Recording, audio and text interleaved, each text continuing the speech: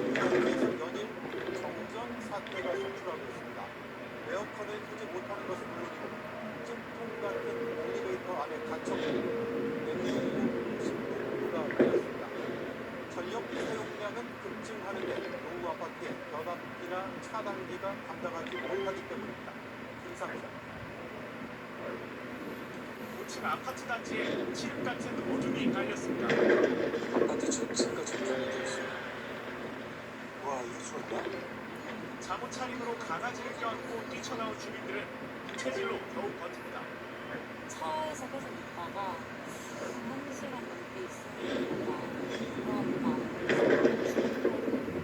강아지 데리고 진짜 수 있어서 갑작스런 어둠에 귀신보다 무서운 정전이었다며 매일 저녁이 두렵다는 반응이 나왔습니다. 북한 폭염에 이어 열대야까지 덮친 어젯밤 수도권 아파트 단지 곳곳에서 동시다발로 정전이 발생했습니다. 복구에 짧게는 수십 분, 길게는 11시간 넘게 걸렸습니다. 전력 설비 이상이 주된 이유였는데 온라인에선 전력 과부하로 에어컨 사용을 자제하란 단침의 안내 방송이 나왔다거나 변압기가 폭발했다는 증언도 이어졌습니다. 구축 아파트들은 과거 입주할 당시 계약한 전력 수준으로 설비를 갖춰놓은 경우가 많습니다. 만성 폭염으로 증가한 실제 전력 사용량과 기존 설비 용량과의 격차가 커지고 있는 겁니다. 대구로 가는 거예요. 근데 어떻게 해줄 수 있냐? 그게 900설비인데. 전문가들은 실제 사용량에 맞게 단지 내 설비 용량을 늘리면서 고효율 가전 사용을 독려해야 한다고 지적합니다. 에너지 효율 등급 1등급에 대해서 구입 금액의 10% 환급해주는 제도를 보다 확대하고 계약 제휴 용량도 현재 사용하고 있는 전력량에 맞게 키워서 한국전력도 변압기 교체 지원 등 설비 개선 사업으로 정전을 예방한다는 방침입니다. JTBC 김산입니다. JTBC 뉴스룸을 시청해 주셔서 고맙습니다. 저희는 저녁 6시 30분 뉴스룸에서 뵙겠습니다.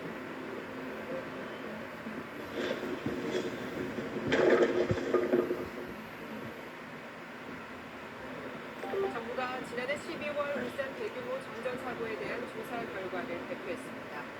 작업 절차를 지키지 않는 등 관리 부실에 따른 인재로 배분됐습니다. 임태훈 씨입니다. 작년 12월 6일 오후 울산에서 2시간가량 대규모 정전이 발생해 19만 5천여 세대가 피해를 봤습니다. 지난 2017년 수도권 20만여 세대의 정전 사고 이후 가장 큰 규모였습니다. 사고 원인을 조사한 산업통상자원부는 울산 남구 일대에 전력을 공급하는 육동 변전소에 가스 전력 개폐 장치 내부 전원 파손을 1차 원인으로 지목했습니다. 그러면서 시공사와 감리사의 작업 절차 미준수와 관련 책임이 컸다고 봤습니다. 정전 사고 당일 육동 변전소에서 시설 보수 작업이 있었는데 일부가 열린 것을 모른 채 전원가스를 빼내는 작업을 진행했습니다. 이 때문에 가스가 엉뚱한 곳으로 새어나가면서 내부 전원체가 파괴됐고 대규모 정전이 발생했다는 겁니다. 조사반은 이번 조사 결과를 토대로 시공과 감리체계 강화, 안전규정 준수 등을 검토했습니다. 한전은 정전 피해 최소화를 위해 2034년까지 4조 원을 투자하고 손배전 설비 관리 체계를 전면 개선하겠다고 밝혔습니다. 또 접수된 피해 신고와 관련해 손해사정을 거쳐 5월 중 보상금을 지급하기로 했습니다. 한전이 접수된 피해 요구액은 약 1억 8천만 원입니다. 한전은 향후 정전에 직접 책임이 있는 시공자 측에 보상권을 청구할 방침으로 전해졌습니다. SBS 뉴스입니다.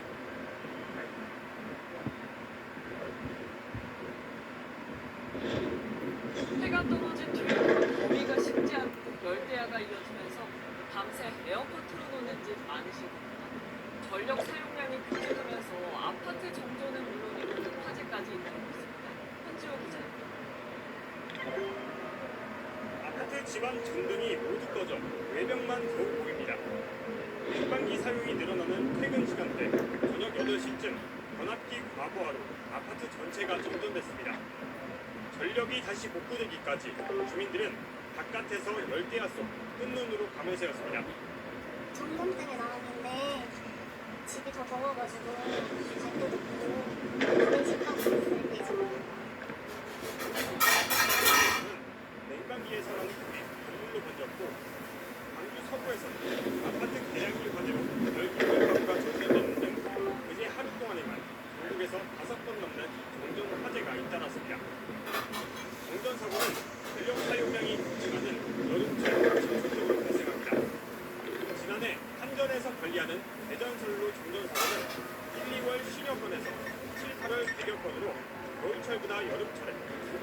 불과했습니다.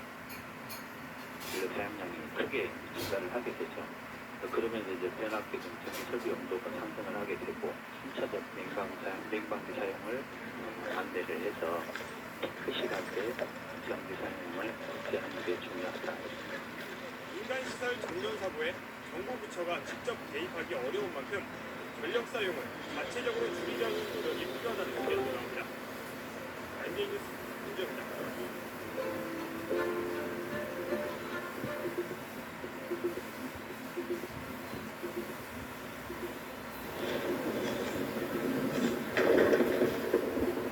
연말 각수가 부정적으로 감사의 공급부와 배달에서는 서울 강풍이 동시에 덮친 제주에서도 버스가 시도를 떨어져 나가는 경우에 따라서 칠흑 같은 어둠에 쌓인 곳에서 냉장고 오일로 작동하지 않습니다. 어제 저녁 2시 10분쯤 경북 의정부시 밀락동 일대에 정전이 발생한 겁니다. 운전 여파로 240여 세대 6시간 넘게 전기가 끊겨 진행이 떨어야 했습니다. 바닥바닥 엘리베이터 닦거든요. 아무것도 안 되거든요. 전기장판도 안 되잖아요. 너무 추워서 마트 갔다가 그 됐나 해서 왔는데 또 안 됐어요. 한국전력은 정치의 영향이 없다고 보기 어렵다면서도 연합 기획 조치에 정확한 원인을 파악하고 있다고 밝혔습니다. 정전은 대전에서도 이어졌습니다. 어제 저녁 7시 마침 대전 기성물류소에 정전이 발생했습니다. 이 정전으로 아파트 1,000원 대를 포함해 주택가에도 전기 공급이 중단됐습니다. 모니터로 발매하는 제2부의 장애인은 이번에 많이 연수라는 분야에서 저희를 통해서 시간적으로 40여 분 만에 아파트 일부에 전기 공급이 재개됐는데 주택가에는 어젯밤에야 전기가 들어왔습니다. 한편은 지방 대책이 전략으로 정전이 일어난 곳은 정확한 한꺼번에는 없었습니다. 서울과 강북이 동시에 넘친 제주에서는 어제 하루 동안 40건의 피해 신고가 벙커에 접수됐습니다. 길에 미끄러진 버스가 서울을 내리받아 승객 2명이 다친 것을 포함해 하루에만 100판 사고 14건 일어나 20명이 병원으로 이송됐고 부산항 버스가 떨어져 나가 수건만들이 안전조치에 가동됐습니다. YTN 뉴스입니다.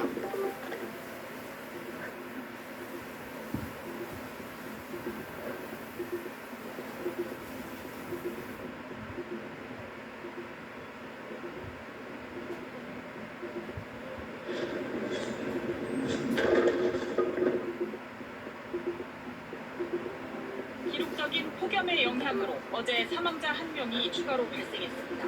질병관리청은 어제 충북 음성에서 반일하던 60대 남성이 온열질환 영향으로 숨졌다고 밝혔습니다.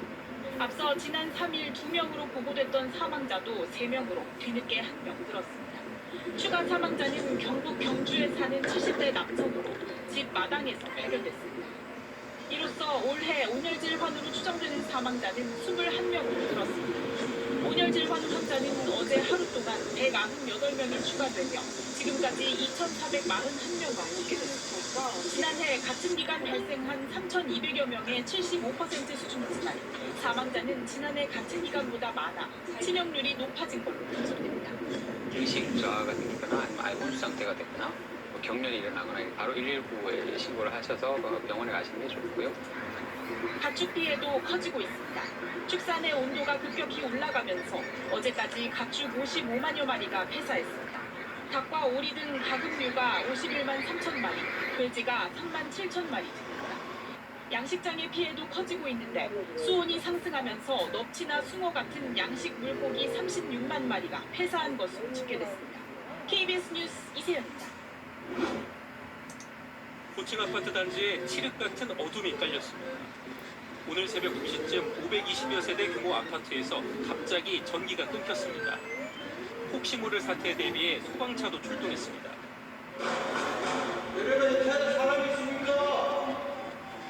잠옷 차림의 주민들은 작은 손풍기 하나로 겨우 버팁니다. 에어컨을 켠 차량으로 몸을 피하거나 구청이 마련한 임시 대피소에서 밤을 지새워야 했습니다. 큰 폭발음과 함께 전기가 나갔다는 게 주민들의 말입니다. 갑자기 밖에서 펑 하면서 폭탄 터지는 듯한 큰 소음이 나면서 갑자기 집에 정전이 됐어요. 경기 안산에서도 정전 피해가 잇따랐습니다. 어젯밤 10시쯤 본호동과 고잔동의 아파트 단지에서 전기가 끊겼습니다. 2시간여 만에 전기가 다시 들어왔지만 두 단지에서 약 1000세대 주민들이 불편을 겪었습니다. 수원 영통구의 아파트에서도 전기가 나갔다가 2시간 만에 대부분 복구됐지만 변압기가 고장난 3개 동은 아침까지 정전이 이어졌습니다. 정전이 발생한 아파트 단지들은 모두 준공된 지 20년이 넘었습니다. 당초 설계된 전력 용량보다 냉방기기 사용량이 크게 늘면서 설비에 부담이 생긴 거로 보입니다. 충전 쪽에서는 문제가 없었다라고 얘기를 하고 내부의 설계는 그런 데서 문제가 있었던 것 같고 당분간 열대야가 계속되는 만큼 몰리는 전력 수요에 대비해 노후 변압기와 배전 설비에 대한 점검이 필요해 보입니다. KBS 뉴스 장혁진입니다. 심판과 선수들이 한 곳을 바라보고 방황한 관중들은 모두 서 있습니다. 상황의 위급함을 나타내듯 가림막 천까지 등장한 채 구급 요원들이 다급하게 움직입니다. 어제 인천 문학야구장 관중석에서 경기 도중 20대 남성 A씨가 갑자기 쓰러졌는데 구급대원들의 심폐소생술과 자동심장 충격까지 받고 가까스로 의식을 되찾았습니다. 경기 종료 후에도 또 다른 20대 남성 B씨가 의식을 잃는데 어젯밤 총 25명의 관중이 온열 질환을 호소했습니다. 경기가 열렸던 인천의 최고 기온은 37도. 그러나 KBO가 세운 기상청의 폭염 중대경보 발효 시에만 경기를 취소한다는 지침에 따라 인천 경기는 그대로 진행됐습니다. 위험 중대경보가 발효가 됐던 지금 광주와 오늘 잠실은 취소가 됐는데 경보에 그쳤던 이제 이곳 인천은 경기가 시작이 됐거든요. 선수들, 팬분들의 안전이 확실히 걱정이 되는 상황이긴 해요. 연이은 폭염에 야구장 잔디 온도는 무려 51도. 훈련 중인 선수들의 몸을 열화상 카메라로 찍어봐도 위험 수준을 뜻하는 붉은색으로 가득합니다. 관중은 물론 선수들의 안전까지 위협받자 KBO는 사상 최초로 오늘과 내일 모든 경기를 취소하기로 했습니다. 최근 전국적으로 폭염이 지속되면서 관람객 및 선수단의 안전 위험 상황이 발생함에 따라 KBO는 이를 엄중하게 인식하고 KBO는 내일 10개 구단 단장들과 긴급회의를 열 예정인 가운데 프로축구연맹도 이번 주 예정된 13경기를 모두 예정보다 30분 늦은 오후 8시에 개최하기로 했습니다. KBS 뉴스 이문혁입니다.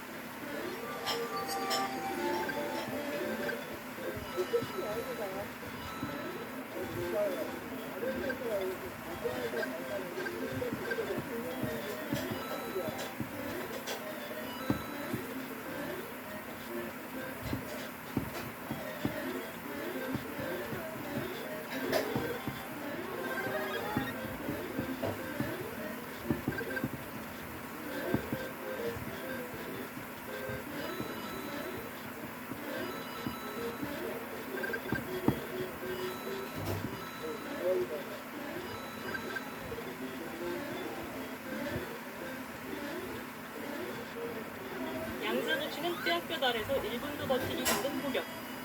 기상관측 기록을 날마다 갈아치우는 전력 무더위 속에 북상 중인 태풍 돌핀이 한반도 날씨의 초대 변수로 떠올랐습니다. 기상청에 따르면 오늘 오후 3시 기준 태풍 돌핀은 괌 북쪽 약 1340km 부근을 지났는데요. 중심 기압은 930헥토파스칼, 최대 풍速은 초속 50m로 매우 강한 세력을 유지하며 북서진하고 있습니다. 돌핀은 다음 주 중반 일본 오키나와 인근에 접근한 뒤 중국 동부 쪽으로 향할지 한반도 해상으로 북상할지 진로를 결정할 것으로 예상됩니다. 태풍이 중국 동부로 이동할 경우 뜨겁고 습한 공기가 한반도로 유입되면서 폭염은 지금보다 더욱 심해질 것으로 보입니다. 한반도 쪽으로 북상할 경우 폭염은 수그러들겠지만 강력한 태풍 피해가 우려됩니다. 기상청은 태풍 돌핀의 국내 영향 여부는 다음 주가 돼봐야 구체적으로 드러날 것으로 전망했습니다. KBS 뉴스 신전입니다. 다음 주에는 서울 등 중부지방의 폭염이 더 심해질 전망입니다. 이런 폭염의 변수는 북상 중인 13호 태풍 돌핀인데요. 태풍 경로에 따라 자칫 큰 피해로 이어질 수 있습니다. 이세훈 기상전문 기자가 보도합니다. 전국이 빨간 열기에 뒤덮였습니다.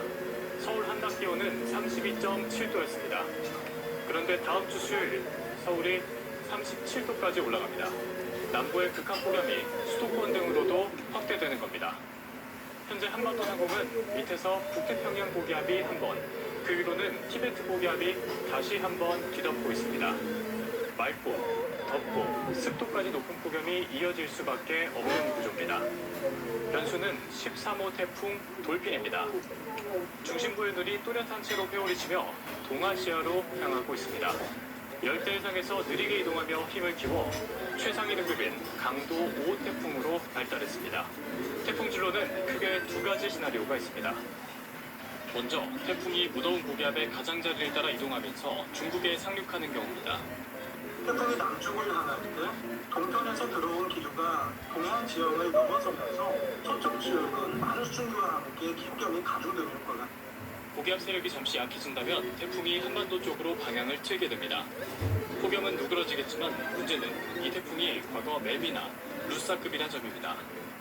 태풍이 직접적으로 상륙하는 경우라고 치면은 폭염의 문제가 아니라 아주 큰 재해 피해를 가져올 수 있는 여지까지도 태풍이 한반도에 근접하는 시점은 다음 주 목요일쯤이 될 전망입니다. KBS 뉴스 이세영입니다. 제13호 태풍 돌핀이 초강력 태풍으로 발달하며 북상하고 있습니다. 기상청은 30일 오전 3시 기준 태풍 돌핀이 괌 동쪽 약 2380km 해상에서 북서쪽으로 이동하고 있다고 밝혔습니다. 이날 오후 3시부터는 최고 등급인 초강력 태풍으로 발달할 것으로 예상됩니다. 중심 기압 921헥토파스칼에 최대 풍속은 초속 56m, 사람이 제대로 서 있기 어려울 정도의 강한 바람을 동반한 채 다음 달 1일부터 2일까지 매우 강한 세력을 유지할 것으로 전망됩니다. 현재 예상 진로를 보면 일본 남쪽 해상을 지나 규슈 방면으로 향하고 있습니다. 특히 규슈 구마모토 지역은 지난 28일 규모 7.1의 강진이 발생해 큰 피해를 입은 상황이어서 2차 피해 우려도 나옵니다. 기상청은 현재 단계에서 한반도 영향 여부를 단정하기는 어렵다면서도 북태평양 고기압의 확장 정도에 따라 태풍 진로가 달라질 수 있어 이동 경로와 세력 변화를 면밀히 살피고 있다고 설명했습니다. 거센 파도와 강한 바람, 많은 비를 동반하는 태풍, 지구상의 가장 강력한 자연재해 중 하나입니다. 중심부 최대 풍속이 초속 17m 이상이면 태풍으로 분류합니다. 태풍의 강도는 풍속에 따라 분류됩니다. 과거엔 태풍 강도를 중, 강, 매우 강, 초강력 등으로 구분했지만 2026년부터는 강도 1부터 5까지 쓰는 숫자 체계가 도입됐습니다. 강도 2의 태풍만 와도 가로수에 나뭇가지가 꺾이고 시속 100km로 달리는 자동차 위에 서 있는 수준의 강풍이 몰아칩니다. 강도 3의 태풍은 달리는 기차를 탈선시키거나 자동차를 전복시킬 수도 있습니다. 강도 4와 5의 태풍은 최대 풍속이 초속 40에서 50m가 넘는데 철탑이 휘어지고 콘크리트 건물이 파손돼 광범위한 피해로 이어집니다. 태풍의 중심을 기준으로 초속 25m 이상의 강풍이 부는 곳을 폭풍 반경이라 부르고 초속 15m가 넘는 바람이 부는 곳을 강풍 반경이라고 하는데 내가 있는 지역이 여기 포함되면 절대 외출하지 말아야 합니다. 태풍에 의한 바람은 태풍 이동 방향의 오른쪽 지역이 다른 지역보다 더 강합니다. 오른쪽 지역에선 대체로 남풍이 불어오는데 여기에 태풍의 이동 속도가 더해지면서 다른 지역보다 풍속이 훨씬 강해지기 때문입니다. 태풍 속의 비풍 속도는 변화가 심한 편이지만 대체로 태풍 이동 방향의 오른쪽 앞부분에 강한 비구름이 몰립니다. 따라서 태풍의 중심부가 접근해 올 때가 가장 위험한 시기입니다. 또 태풍이 빠르게 이동하면 바람 피해가 커지고 이동 속도가 느려지면 비 피해가 커지는 특성도 있습니다. 북태평양에서 발생하는 태풍은 한 해 평균 25개 정도, 이 가운데 서너 개 정도가 우리나라에 직접적인 영향을 주고 있습니다. 특히 기후변화로 대기와 해양의 온도가 함께 올라가면서 태풍의 위력은 점점 강해지고 있습니다. KBS 뉴스 김시원입니다. 남부지방 더위의 기세가 무섭습니다. 어제 경남 양산의 낮 최고 기온이 이틀 연속 40도를 넘겼고 경남 창원도 관측 이래 최고 기온을 보였습니다. 김효경 기자가 열화상 카메라로 살펴봤습니다. 폭염 중대경보가 내려진 경남 기내. 드넓은 논밭에도 마을 골목길에도 인적을 찾기 힘듭니다. 수확을 앞둔 작물은 말라 타들어가고 곳곳에서 뜨거운 열기가 이글이글 끓어오릅니다. 주민들은 일찌감치 무더위 쉼터에 모여들었습니다. 오후에 밖에 한 5시 반에도 갔는데 밖에 들었어. 그 남조차 올해 1년 처음이네. 올해 들어 경남 지역에서 온열 질환으로 숨진 사람은 3명. 모두 농촌마을에서 발생했습니다. 오후 1시가 지난 시각 현재 온도 37도를 넘어섰는데요. 열화상 카메라로도 한번 살펴보겠습니다. 전국적으로 온열 질환자가 가장 많이 발생한 곳은 실내 작업장과 농가. 온도가 높을수록 노란색으로 나타나는데 온통 노란빛입니다. 열화상 감지 카메라가 측정한 최고 표면 온도는 79도, 기온의 2배가 넘습니다. 주택가의 표면 온도는 82도, 농방보다 더 높습니다. 지붕 온도는 68도 안팎. 화재 발생 시 스프링클러 작동 기준인 70도에 근접합니다. 최근 경남 하동에선 한 온열 질환 사망자가 집안에서 쓰러진 채 발견된 만큼 냉방기를 가동하지 않으면 실내도 위험할 수 있습니다. 무엇보다 몸에 증상이 느껴지면 무리하지 말고 즉시 그늘로 이동해 휴식을 취하고 필요하면 119에 신고해. 경남 양산이 이틀째 낮 최고 기온 40.3도를 기록한 데 이어 창원과 김해도 39도를 웃돌며 폭염 기세가 꺾이지 않고 있습니다. KBS 뉴스 김효경입니다. 이렇게 영남 지역을 강타한 기록적인 폭염의 원인은 뭘까요? 폭염이 이어지면서 열이 누적된 가운데 바람의 영향이 결정적이었다고 하는데 김세영 기상전문기자가 분석해드립니다. 우리나라엔 최근 주로 북서풍과 서풍이 불었습니다. 이 바람이 산을 넘으면서 영남 지방 기온을 35도 넘게 끌어올렸습니다. 그렇다고 해도 부산이 39도 가까이 오르고 양산이 40도를 넘은 건 전례가 없는 극단적인 현상입니다. 이렇게 된 이유는 연일 폭염이 계속돼 열이 쌓인 데다 바람의 방향이 평소보다 늦게 바뀌었기 때문입니다. 평소 양산과 부산에선 늦은 오전부터 바다에서 육지로 해풍이 불면서 기온이 서서히 낮아집니다. 그런데 이번엔 북서풍과 서풍이 평소보다 더 강하게 불면서 해풍이 억제됐고 부산은 오후 3시가 지나서야 이렇게 해풍이 불어들기 시작했습니다. 서풍 계열의 뜨거운 바람이 평소보다 강했던 건 보통 우리나라 남동쪽에 자리 잡는 북태평양 고기압이 최근엔 우리나라 서쪽까지 확장했기 때문입니다. 최근에 충북 남부지방 쪽으로 지속적으로 태풍이 들어가면서 서울에부터 유도되는 남서풍 또는 서풍 계열의 바람줄이 우리나라 서해까지 끌고 들어오면서 이런 기압계는 오늘도 계속될 것으로 보입니다. 부산의 한낮 기온은 39도까지 오를 것으로 예보됐습니다. 기상청은 경남 김해와 밀양, 양산에 이어 오늘은 창원과 부산까지 폭염 중대경보를 확대했습니다. KBS 뉴스 김세연입니다.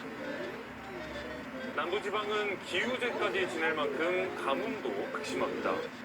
메마른 토양이 뜨거운 열기를 방출해 다시 폭염을 불러오는 악순환도 이어지는데요. 가뭄은 앞으로 전국으로 확대돼 폭염이 8월 말까지도 이어질 수 있다는 예측이 나왔습니다. 신방실 기상전문기자의 보도입니다. 닷새째 폭염 중대경보가 내려진 경남 창녕군. 어제 낮 기온은 38도를 넘었습니다. 극심한 가뭄에 농심이 타들어가자 기후제까지 지냈습니다. 인근 밀양댐 저수율은 35% 밑으로 떨어졌습니다. 창녕뿐 아니라 영남지방 곳곳이 땅속 1m 깊이까지 수분이 말라가는 심각한 가뭄을 겪고 있습니다.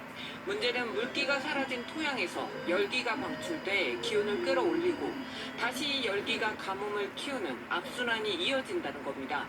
가뭄이 강하게 오면 그 이후에 지면으로 들어오는 에너지가 모두 대기 쪽으로 열에너지 형태로 방출이 되면서 폭염이 또 유발되는 가뭄 폭염 결합 현상이 일어나거든요. 서울대 환경대학원 연구팀이 AI 예측 모델로 분석한 결과 이런 현상이 전국으로 확대될 수 있다고 밝혔습니다. 이번 주말을 기점으로 전국의 토양 수분이 평년보다 내려가 8월 말로 갈수록 더 떨어진다는 겁니다. 지면에서 방출되는 엄청난 열기 탓에 더위가 꺾여야 할 8월 중순 이후에도 평년보다 기온이 최대 3도 높을 것으로 전망했습니다. 8월 말까지도 폭염이 좀 지속되지 않을까, 평년보다 더 강한 형태의 어떤 폭염이 오지 않을까 이렇게 예상하고 있습니다. 장마철인 올해 7월 창녕과 울산, 경주 등의 내린 비는 20mm 안팎에 불과해 평년의 10%도 안 됩니다. KBS 뉴스 신방실입니다. 이런 가운데 경북 동해안은 가뭄으로 식수까지 비상이 걸렸습니다. 올해 장마가 이미 끝난 데다 8월 강수량도 평년보다 적을 것으로 예상돼 우려가 커지고 있습니다. 이재민 기자가 보도합니다. 포항에 수돗물 원수를 공급하는 형산강 하류 일부가 바닥을 드러냈습니다. 취수정 주변은 물이 바짝 말라 섬처럼 변했습니다. 이달 들어 현재까지 포항 지역의 누적 강수량은 41mm로 지난해 같은 기간에 15% 수준에 불과합니다. 지난 주말부터는 수돗물에서 짠맛이 난다는 민원 50여 건이 포항시에 접수됐습니다. 정수기 물을 딱 빼서 마시는데 맛이 밋밋하고 짜고 참 이상하더라고요. 포항시가 염도를 측정해보니 짠맛을 측정하는 기준인 염소 이온 농도가 최고 500ppm으로 수질 기준 상한인 250ppm의 2배에 달했습니다. 가뭄으로 형산강 수위가 낮아지자 하구의 바닷물이 역류해 8km 떨어진 취수 지점까지 유입됐기 때문으로 파악됐습니다. 포항시는 결국 남구 상수원의 60%를 차지하던 형산강 취수를 전면 중단하고 인근 영천댐 용수로 100% 전환했습니다. 더 큰 문제는 올 장마가 이미 끝난 데다 8월 강수량도 평년보다 적을 것으로 예상된다는 점입니다. 영천댐 저수율이 33.5%까지 낮아졌기 때문에 만약 가뭄 심각 단계에 들어갈 시에는 공급 감량이라든지 포항시는 SNS와 홍보물을 통해 대대적인 물 절약 운동에 나설 방침입니다. KBS 뉴스 이재민입니다. 그런가 하면 영남 지방 곳곳에서는 밤하늘이 쉴 새 없이 번쩍이는 현상이 목격되기도 했습니다. 폭염이 불러온 기습적인 이상 기상 현상에 시청자들의 제보가 잇따랐습니다. 신입한 기자가 보도합니다. 고요한 주택가의 밤하늘이 갑자기 배나처럼 환해집니다. 거대한 구름 사이로 번개가 계속 내리칩니다. UFO 아니야? UFO? 아니야? 계속 그러는 거야? 또? 인근 지역도 마찬가지였습니다. 번쩍임은 한 번으로 그치지 않고 수초 간격으로 쉴 새 없이 이어졌습니다. 저녁은 뭐 살면서 이런 광경 처음 봅니다. 그제 저녁 경남 창원과 합천, 대구, 부산 등 영남 지역 곳곳에서 포착된 모습입니다. 3시간 동안 400차례에 걸쳐 번개가 친 것으로 집계됐습니다. 저기 아빠? 번개 먹는 거 보니까 위성 영상을 보면 당시 영남 지역 상공에는 높이 15km의 거대한 소나기 구름이 발달해 있었습니다. 한낮 기온이 크게 오르며 영남권에 열 저기압이 자리 잡았고 저녁부터 강한 정난운이 발달해 번개가 이어진 겁니다. 낮에 지면이 가열이 되기 시작하면은 공기가 가벼워지면서 열저기압 형태가 구체적으로 생길 수가 있고요. 이런 열저기압을 따라서 굉장히 키가 큰 구름들이 발달하게 되면은 구름이 발달한 경남 밀양 송백리에는 시간당 46mm의 강한 소나기가 내리면서 직전보다 기온이 5도 이상 떨어지기도 했습니다. 기상청은 오늘까지 중부 내륙과 경북 지역 곳곳에 강한 소나기가 내리며 비슷한 현상이 일어날 수 있다고 내다봤습니다. KBS 뉴스 신익환입니다.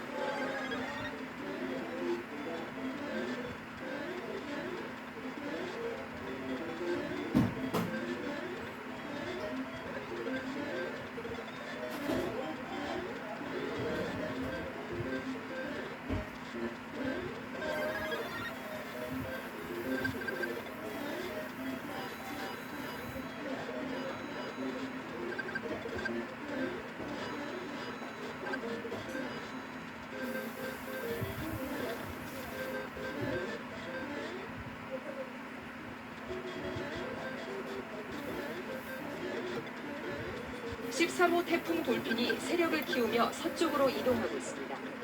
27일 오후 3시쯤 괌 동쪽권 해상에서 발생한 태풍 돌피는 28일 새벽 3시 기준 괌 동쪽 약 3,120km 해상에서 서남서 방향으로 이동 중입니다. 기상청에 따르면 현재 태풍의 중심 기압은 992헥토파스칼, 중심부근 최대 풍속은 초속 23m, 강풍 반경은 260km이며 강도는 1수준입니다.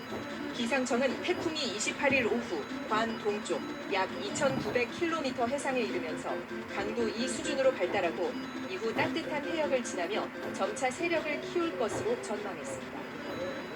이번 주 후반에는 강도 4의 강한 태풍으로 성장해 괌 북동쪽 약 1,620km 해상까지 북상할 것으로 보입니다. 기상청은 다만 한반도에 직접 영향을 미칠지는 아직 불확실한 상황이라며 향후 이동 경로와 발달 정도를 지속적으로 지켜봐야 한다고 설명했습니다. 거센 파도와 강한 바람, 많은 비를 동반하는 태풍, 지구상의 가장 강력한 자연재해 중 하나입니다. 중심부 최대 풍속이 초속 17m 이상이면 태풍으로 분류합니다. 태풍의 강도는 풍속에 따라 분류됩니다. 과거엔 태풍 강도를 중, 강, 매우 강, 초강력 등으로 분류했지만 2026년부터는 강도 1부터 5까지 쓰는 숫자 체계가 도입됐습니다. 강도 2의 태풍만 와도 가로수의 나뭇가지가 꺾이고 시속 100km 달리는 자동차 위에 서 있는 수준의 강풍이 몰아칩니다. 강도 3의 태풍은 달리는 기차를 탈선시키거나 자동차를 정복시킬 수도 있습니다.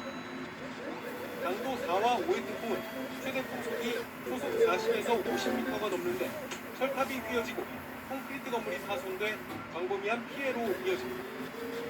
태풍의 중심을 기준으로 초속 25m 이상의 강풍이 부는 곳을 폭풍 반경이라 부르고 초속 15m가 넘는 바람이 부는 곳을 강풍 반경이라고 하는데 내가 있는 지역이 여기 포함되면 절대 외출하지 말아야 합니다.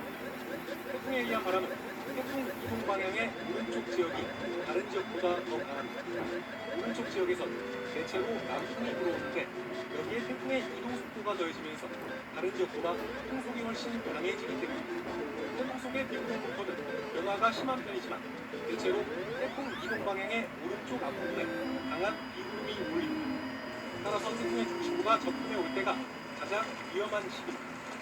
또 태풍이 빠르게 이동하면 바람 피해가 커지고 이동 속도가 느려지면 비 피해가 커지는 특성도 있습니다. 태평양에서 발생하는 태풍은 한 해 평균 25개 정도, 이 가운데 서너 개 정도가 우리나라에 직접적인 영향을 주고 있습니다. 특히 기후변화로 대기와 해양의 온도가 함께 올라가면서 태풍의 위력은 점점 강해지고 있습니다. KBS 뉴스 김시현입니다.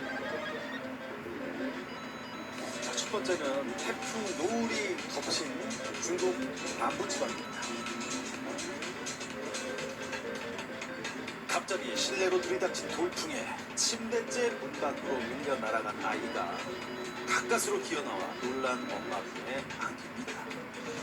현지 시간 26일 중국 남부 광둥성과 홍콩 일대 제12호 태풍 노을이 상륙했습니다. 최근 한 달 동안 중국에는 3개의 태풍이 연이어 상륙했는데요. 특히 이번 태풍 노을은 상륙 당시 강한 폭우와 함께 중심 부근 최대 풍속이 시속 160km를 넘어섰다고 합니다. 이에 현지 기상당국은 최근 10년 동안 중국 남부, 주간, 하구, 동쪽을 휩쓴 태풍 가운데 가장 강한 수준이라고 설명하면서 올해 처음으로 태풍 적색경보를 발령했고요. 광둥성에서만 90만 명에 달하는 주민이 긴급 대피하는가 하면 1,000편이 넘는 항공편이 취소되고 5,000그루 이상의 나무가 뿌리째 뽑히는 등 피해가 속출하고 있습니다. 정부가 폭염 재난위기경보를 최고 단계인 심각 단계로 발령한 지 이틀째인 가운데 오늘도 전국이 폭염으로 끓어오르고 있습니다. 네, 체감 온도가 38도를 웃도는 곳 속출할 것으로 보여 각별한 주의가 필요합니다. 이세영 기상전문 기자가 보도합니다. 기온이 다시 빠르게 솟고 있습니다. 오전 11시 기준 경남 양산은 36.9도까지 올랐고 경주와 부산 등 영남 곳곳에서 35도 이상이 관측됐습니다. 기온은 오후 3시 전후까지 계속 오릅니다. 오늘 낮 기온은 대구 38도, 전남 광주와 부산 35도, 서울 33도 등으로 어제와 비슷하거나 더 덥겠습니다. 폭염특보도 길게 이어지고 있습니다. 강원과 제주 산지를 제외한 전국에 폭염특보가 내려졌고 영남 지역 대부분은 폭염 경보로 강화된 상태입니다. 특히 대구 경산과 경주, 김해, 밀양 등 영남 내륙과 전남 광주 광양에는 폭염 중대경보가 발령됐습니다. 이 지역에선 최고 체감온도가 38도를 웃돌 것으로 보입니다. 기상청은 야외 활동과 실외 작업을 최대한 중단하거나 연기해달라고 당부했습니다. 낮 동안 기온이 오르면서 대기가 불안정해져 강원과 경북을 중심으로는 벼락과 돌풍을 동반한 소나기가 쏟아지는 곳이 있겠습니다. 비가 오는 곳에선 일시적으로 기온이 내려가겠지만 습도가 높아져 무덥겠습니다. 정부는 어제부터 폭염재난 위기경보를 심각 단계로 격상하고 취약계층에 대한 보호활동과 피해 저감시설 운영을 강화했습니다. 지난 26일까지 전국에서 온열 질환자는 1,399명 발생했고 이 가운데 8명이 목숨을 잃었습니다. 폭염은 이번 주 내내 이어지겠고 점점 강도를 더해갈 전망입니다. KBS 뉴스 이세웅입니다. 그런가 하면 영남 지방 곳곳에서는 밤하늘이 쉴 새 없이 번쩍이는 현상이 목격되기도 했습니다.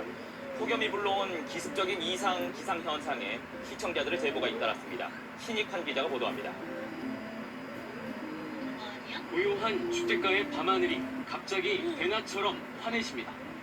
거대한 구름 사이로 번개가 계속 내리칩니다. UFO 아니야 UFO? 아니야? 계속 보여요? 인근 지역도 마찬가지였습니다. 번쩍임은 한 번으로 그치지 않고 수초 간격으로 쉴 새 없이 이어졌습니다. 잘 찍는 거 같네. 살면서 이런 건 처음 봅니다. 그제 저녁 경남 창원과 합천, 대구, 부산 등 영남 지역 곳곳에서 포착된 모습입니다. 3시간 동안 400차례에 걸쳐 번개가 친 것으로 집계됐습니다. 저기 아빠? 번개 먹느라 보고 있다. 위성 영상을 보면 당시 영남 지역 상공에는 높이 15km의 거대한 소나기 구름이 발달해 있었습니다. 한낮 기온이 크게 오르며 영남권에 열 저기압이 자리 잡았고 저녁부터 강한 정난운이 발달해 번개가 이어진 겁니다. 낮에 지면이 가열이 되기 시작하면은 공기가 가벼워지면서 열저기압 형태가 구체적으로 생길 수가 있고요. 이런 열저기압을 따라서 굉장히 키가 큰 구름들이 발달하게 되면은 구름이 발달한 경남 밀양 송백리에는 시간당 46mm의 강한 소나기가 내리면서 직전보다 기온이 5도 이상 떨어지기도 했습니다. 기상청은 오늘까지 중부 내륙과 경북 지역 곳곳에 강한 소나기가 내리며 비슷한 현상이 일어날 수 있다고 내다봤습니다. KBS 뉴스 신익환입니다.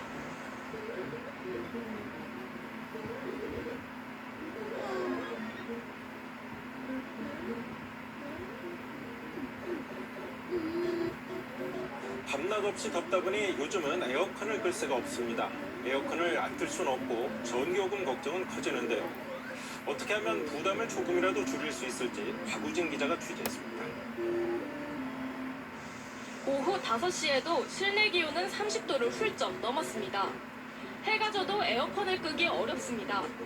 잘 때는 최대한 끼고 자려고 하는 습관들이 그것도 7개월 때가 나서 안 되는 것 같고 더워서는 깰 때가 있는 것 같아서 더 효율적으로 사용하기 위해선 에어컨에 더해 서큘레이터, 선풍기의 도움이 필요합니다. 오후 5시, 실내 온도 30도에서 스탠드형 에어컨을 켰습니다. 에어컨만 켜자 실내 온도를 2도 낮추는데 19분 36초가 걸렸습니다. 서큘레이터를 함께 틀자 14분 41초, 5분 정도 빨라졌습니다. 찬 공기는 아래로 가기 마련인데 서큘레이터가 아래쪽에 찬 공기를 순환시키며 냉방 효과가 올라가는 원리입니다. 같이 가동했을 때 이제 찬 공기가 실내에 빠르게 순환되기 때문에 체감 온도가 바람 맞았을 때 떨어지기 때문에 전력 소비도 줄어들 수 있습니다. 에어컨은 일단 목표 온도에 도달하면 전력 사용이 줄어드는데 빨리 도달하니 덜 쓰게 되는 겁니다. 한국 소비자원 시험 결과에서도 에어컨만 쓸 때보다 서큘레이터를 함께 쓸 때 소비 전력이 적었습니다. 10년 이내에 출시된 에어컨이라면 껐다 켰다 하는 것보단 계속 켜두는 편이 낫습니다. 설정 온도에 도달 후 최소 전력으로 온도를 유지하기 때문에 짧은 외출 시에는 켜두고 다녀오시는 게 또 제습 모드로 가동하더라도 냉방과 비교해 전기 소모에 큰 차이는 없습니다. KBS 뉴스 곽우진입니다. 집에 에어컨이 있어도 전기요금 부담에 마음대로 풀지 못하는 분들 계시죠?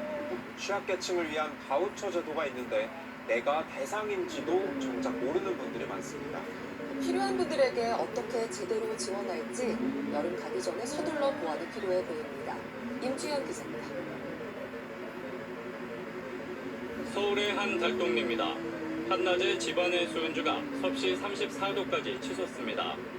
바깥과 채 2도도 차이 나지 않습니다.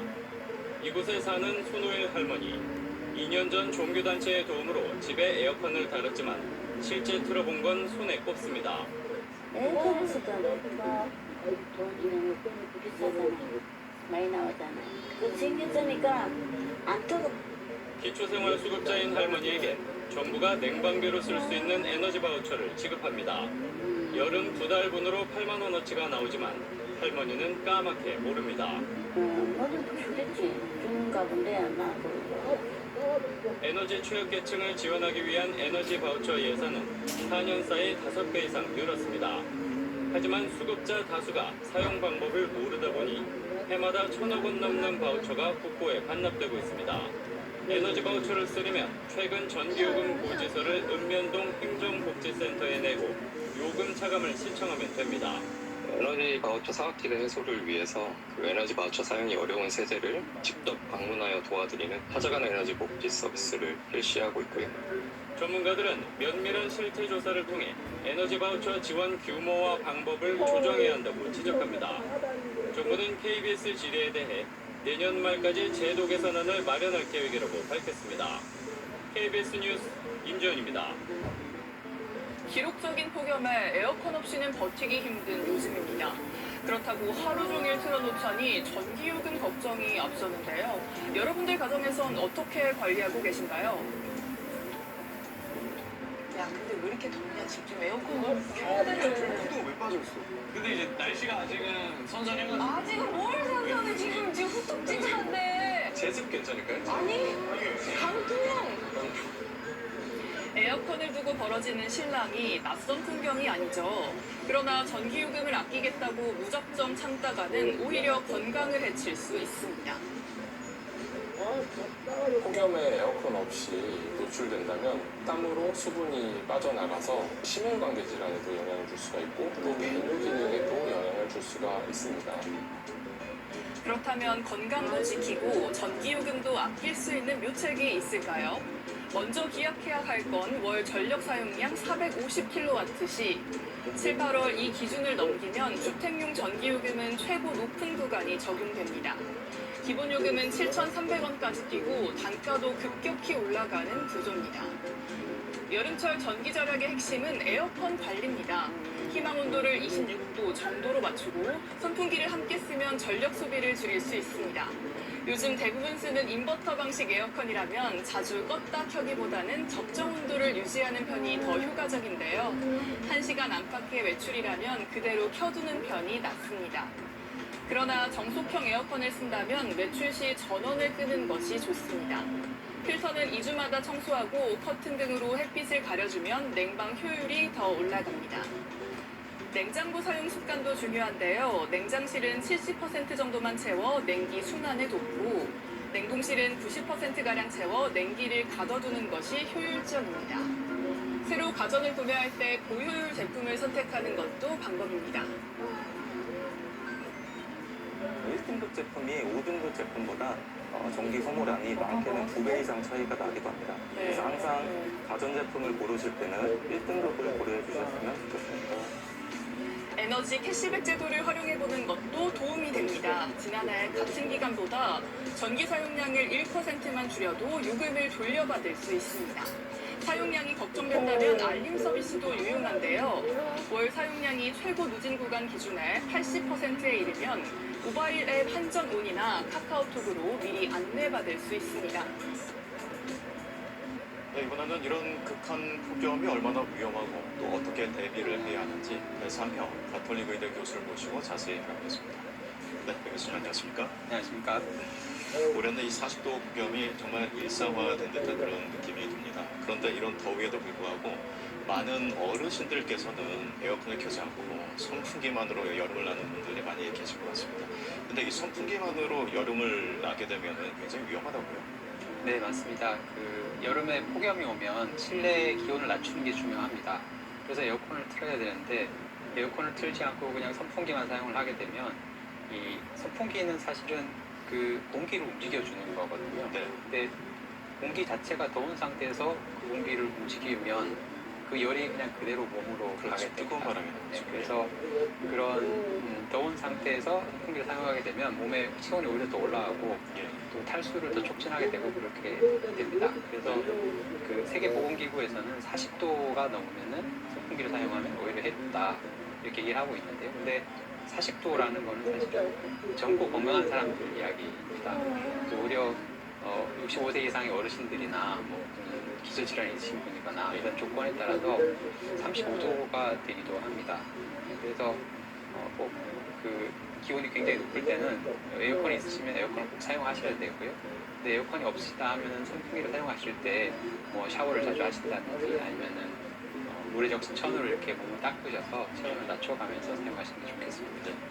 아무래도 이제 어르신 같은 경우는 전기요금 아낀다고 선풍기만 사용하는 경우가 많이 있는데 건강을 위해서라면 에어컨도 적극적으로 사용을 좀 해야겠습니다.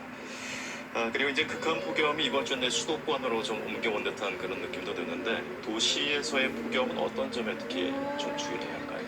네, 이 폭염의 건강 영향은 조건에 따라서 좀 달라질 수가 있습니다. 무슨 말씀인가 하면은 같은 기온에 노출이 되더라도 어떤 조건에 있느냐에 따라서 그 영향이 크거나 작거나 이렇게 나타날 수 있다는 뜻입니다. 그래서 도시 같은 경우는 냉방 설비나 이런 것들이 오히려 더 잘 돼 있기 때문에 그런 영향이 좀 줄어들 수 있다는 그런 여지가 있는 건 사실입니다. 근데 도시라는 건 이 특성상 녹지가 적고 그다음에 건물들이 밀집해 있고 이래서 열섬 현상이 생기고 이런 것들 때문에 또 도시에서 이제 주거 환경이 나쁜 곳, 특히 쪽방촌이나 이런 곳에서 건강 영향이 더 크게 나타날 수가 있습니다. 그래서 그런 점 좀 주의를 하셔야 될 것 같습니다.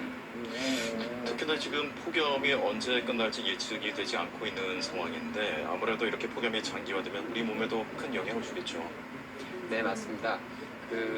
저희가 이런 건강 영향 연구할 때 얘기하는 게 단기 영향이냐 장기 영향이냐 이런 얘기를 하는데요. 그래서 어제 오늘 이렇게 더워가지고 병이 난다 이런 거에 단기 영향이라고 하는 건데요. 그런 영향은 많다라는 건 이미 많이 잘 밝혀져 있는데 최근에 나오고 있는 연구들은 그냥 어제 오늘 폭염이 왔다 이게 아니고 한 해 동안에 폭염이 며칠 더 많았다 이런 것에 의해서 장기적으로도 건강 영향이 생기고 있다라는 것들이 밝혀지고 있습니다. 그래서 아직 정확히 왜 그렇게 되느냐는 좀 더 연구를 해봐야 되는 문제이긴 합니다만 그런 영향들이 확실히 나타나고 있습니다. 네. 끝으로 이제 하나의 질문을 더 드린다면은 요즘 더위에 지쳐서 일반적인 피로를 느낀다는 분도 있고 또 병원을 가야 된다는 분도 있고 그런 구분에 있어서 좀 모함이 있는 것 같은데 어떻게 좀 생각을 해봐야 될까요? 네, 열사병하고 열탈진을 구분하시는 게 좋을 것 같습니다.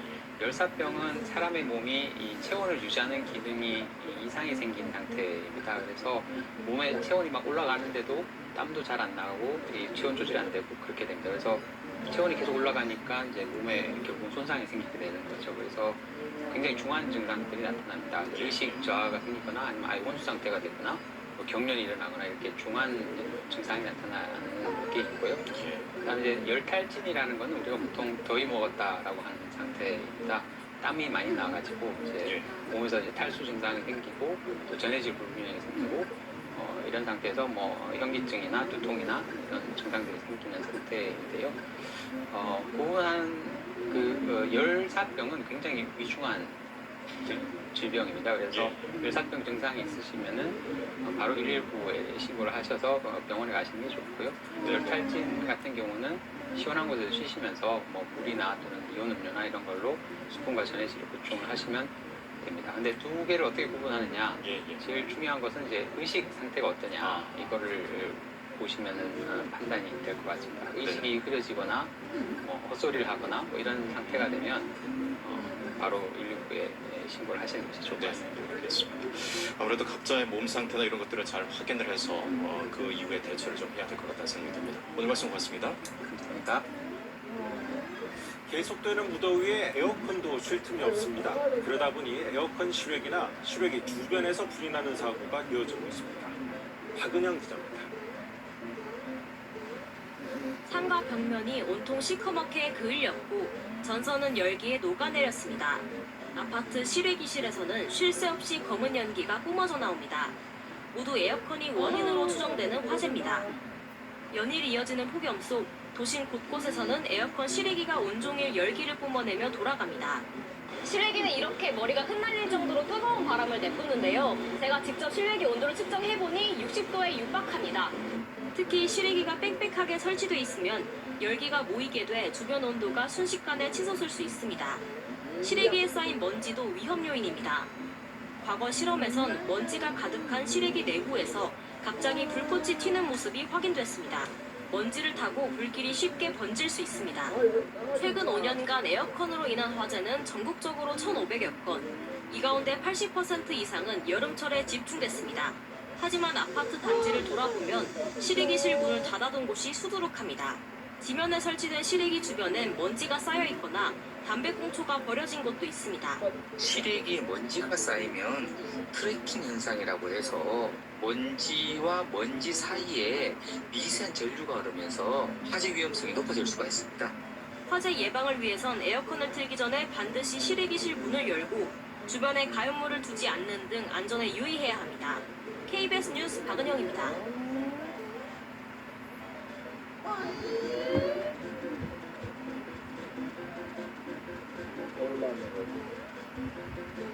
(13호) 태풍 돌핀이 세력을 키우며 서쪽으로 이동하고 있습니다. 27일 오후 3시쯤 괌 동쪽 먼 해상에서 발생한 태풍 돌핀은 28일 새벽 3시 기준 괌 동쪽 약 3,120km 해상에서 서남서 방향으로 이동 중입니다. 기상청에 따르면 현재 태풍의 중심 기압은 992헥토파스칼, 중심부근 최대 풍속은 초속 23m, 강풍 반경은 260km이며 강도는 1수준입니다. 기상청은 태풍이 28일 오후 괌 동쪽 약 2,900km 해상에 이르면서 강도 2 수준으로 발달하고 이후 따뜻한 해역을 지나며 점차 세력을 키울 것으로 전망했습니다. 이번 주 후반에는 강도 4의 강한 태풍으로 성장해 괌 북동쪽 약 1,620km 해상까지 북상할 것으로 보입니다. 기상청은 다만 한반도에 직접 영향을 미칠지는 아직 불확실한 상황이라며 향후 이동 경로와 발달 정도를 지속적으로 지켜봐야 한다고 설명했습니다. 거센 파도와 강한 바람, 많은 비를 동반하는 태풍. 지구상의 가장 강력한 자연재해 중 하나입니다. 중심부 최대 풍속이 초속 17m 이상이면 태풍으로 분류합니다.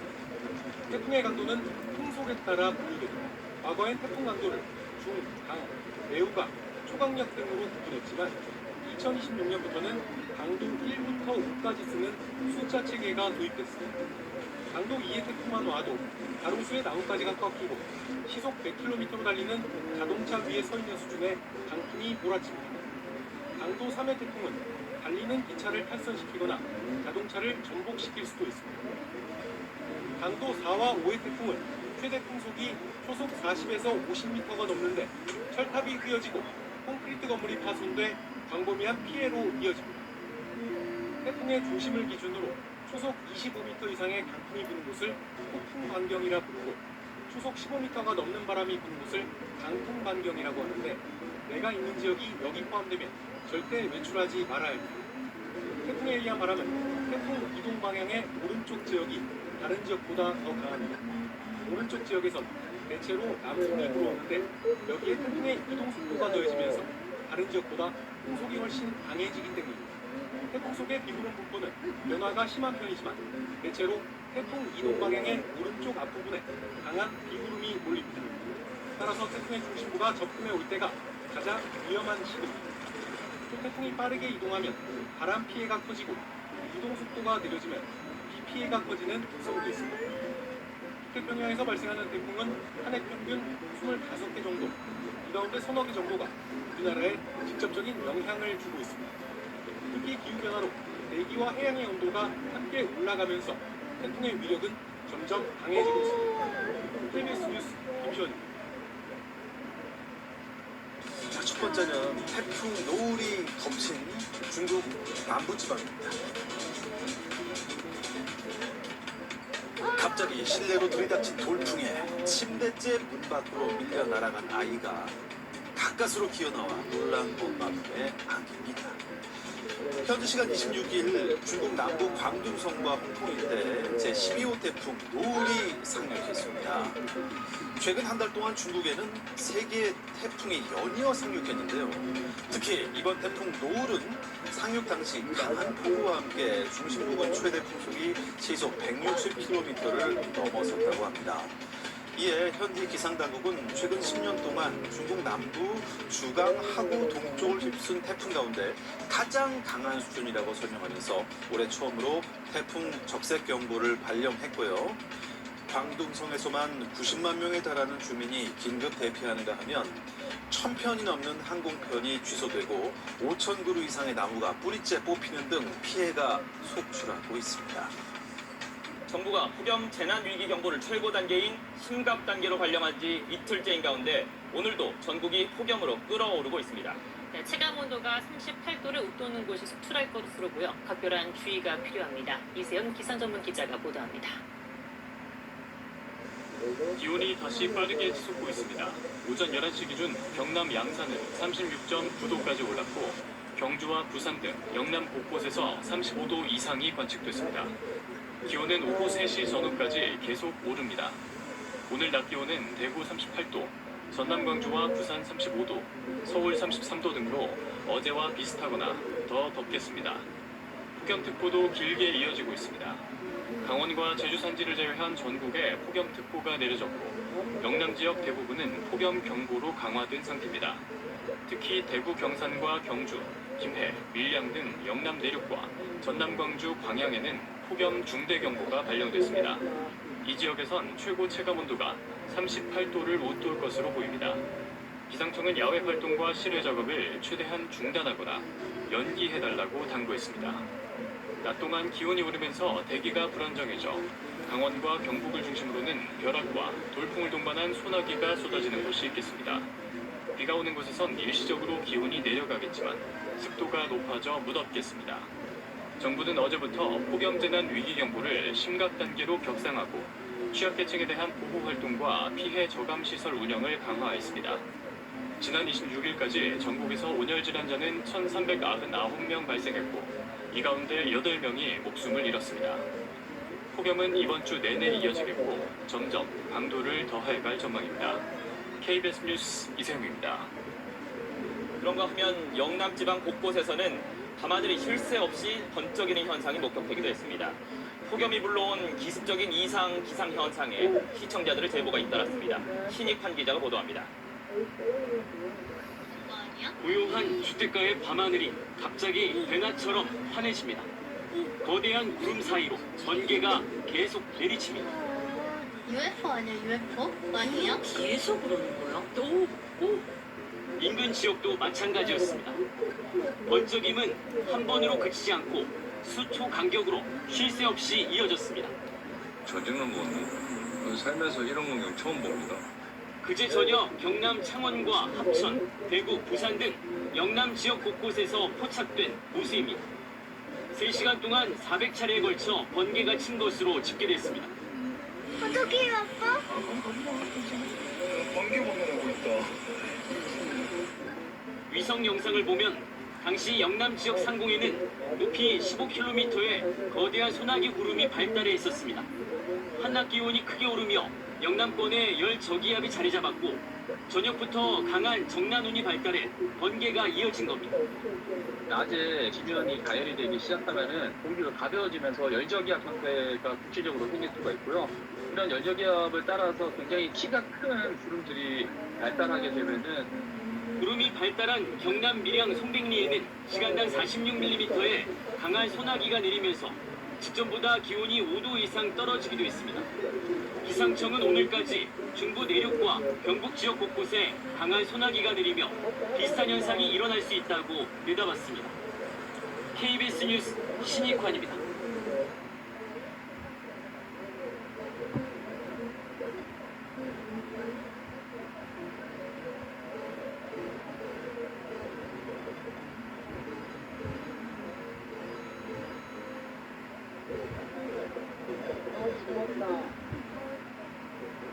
지난달 1일 경기도의 한 신축 아파트에 홀로 입주한 A씨.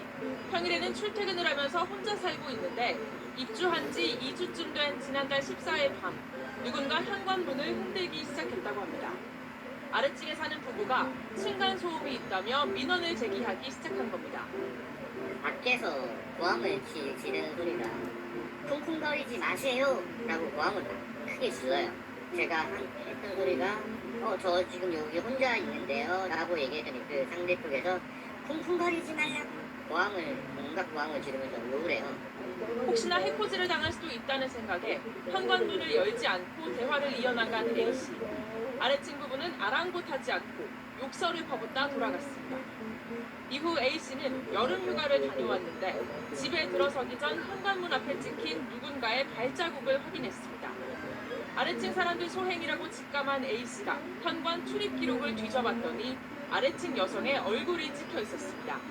예를 들면 요즘 인터컴을 다 저장이 돼요. 그 화면. 그래서 그 인터컴 내에 있는 얼굴 사진 그리고 날짜가 이렇게 다 명확하게 나와요. 이때까지만 해도 A씨는 경찰에 신고하기보다 아래층에 피해를 주지 말자는 생각으로 실내에서도 슬리퍼를 신고 다니며 조심했다고 합니다.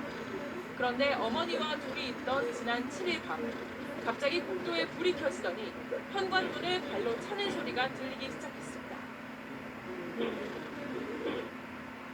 아래층 여자였습니다. 공포에 질린 A씨와 당시 찾아왔던 어머니는 증거 확보를 위해 현관문 앞에 CCTV를 달았습니다.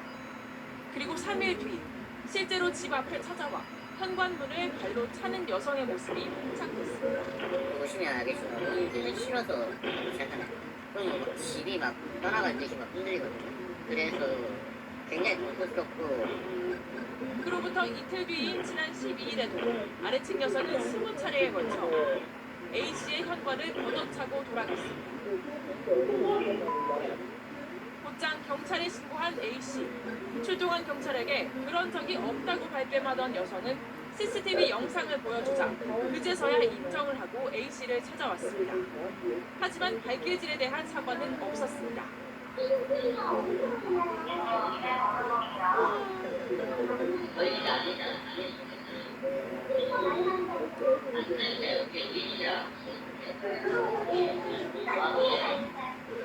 아래층 여성은 당시 경찰에게 이제 현관문을 발로 차지 않겠다고 했지만 A씨는 공포에 떨고 있습니다.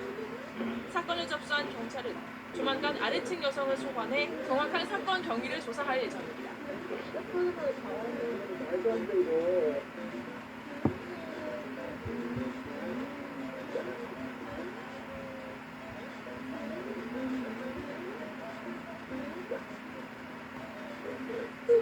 발표를 개방하기 위해 울산시가 올해부터 추진하고 있는 층간소음 절감 매트 지원 사업.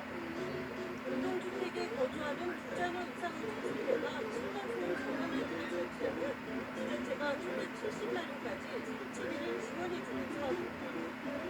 그러나 막상 뚜껑을 열어보니 신청이 저조했습니다.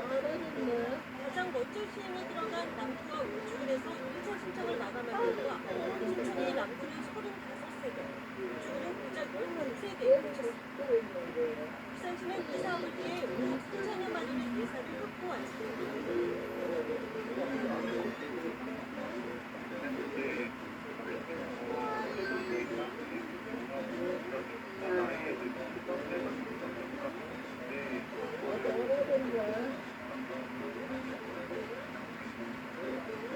신청이 저조한 데는 설치비가 전액이 아닌 일부 지원됩니다. 층간소음 절감 매트가 정작 층간소음의 갈등이 되는 중력 충격금을 차단하지 못한다는 지적 때문입니다. 층간소음 문제와 관련해 정부와 지자체가 여러 대책을 내놓고 있지만 실효성은 일뿐입니다. 지적이 나오는 가운데 이미 지어진 아파트에 대해서 특별한 대책이 없습니다. 실제로 이번 방화 사건이 발생한 봉천동 아파트는 지은 지 20년이 넘는 아파트였습니다. 지난 2022년부터 500세대 이상 공동주택 단지에는 의무적으로 층간소음 관리위원회를 두게 했지만 자율조직이다 보니 재기능을 하지 못하고 있습니다. 그런 가운데 전문가들은 층간소음 문제의 해결 주체는 소비자가 아닌 시공사라며 시공사의 책임을 강화해야 한다고 강조합니다. 소비자의 비용이 저쪽으로 줄고 시공회사가 지역수를 필요한 것은 20년 강력한 게 없다 보니까 이 기준한 대로 지어서 나중에 계속 보니까 10년, 20년 우리 이런 것도 한국환경공단의 층간소음 인사이 사건에 따르면 부산에서도 매년 500건이 넘는 층간소음 관련 민원이 접수되는 것으로 나타났습니다. JCN 뉴스 구현입니다.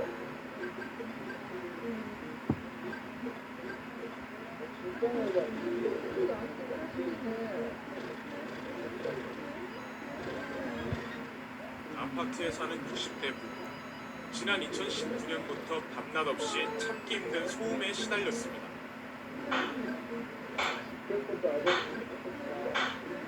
알고 보니 바로 아래층 주민인 60대 남성이 내는 소음이었습니다. 위층의 층간소음에 시달렸다며 고무망치를 양말에 싸서 천장을 쳐 일부러 보복 소음을 낸 겁니다. 부부가 5달 동안 측정한 소음 횟수만 140회에 달합니다. 위층 부부는 소음을 내지 않았다고 여러 번 해명했지만 보복 소음은 4년간 계속됐습니다.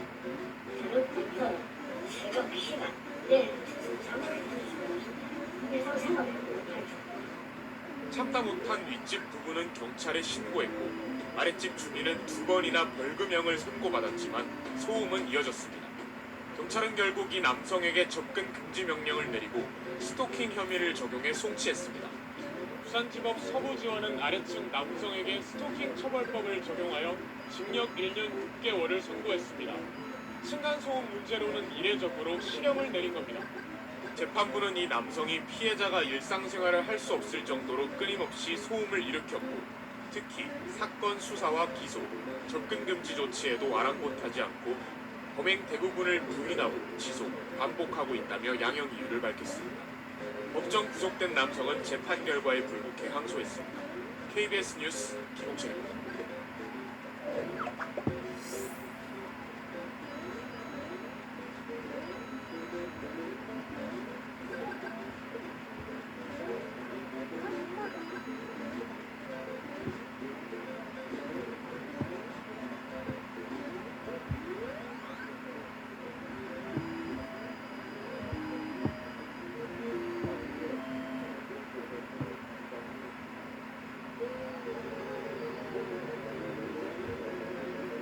이거 방치하면 진짜 신명이에요, 신명. 눈앞에 이런 날파리 같은 모습은. 안녕하세요. 오늘은 양변기를 스스로 셀프로 교환하는 방법을 자세하게 이렇게 설명을 한번 드리도록 하겠습니다. 오늘도 이제 양변기를 교체를 이렇게 하러 왔는데요. 기존에 있던 변기를 한번 보고 분리돼가는 정도가 어떤가, 왜 흘려고 하는가, 여러분 한번 보고 양변기 조립부터 설치까지 한번 해보도록 할게요. 이게 지금 기존 요곳에 이게 일체형이가 돼가지고 위에 물탱크가 여기 같이 있어요. 같이 있는데 수압이 조금 한번 눌러볼게요.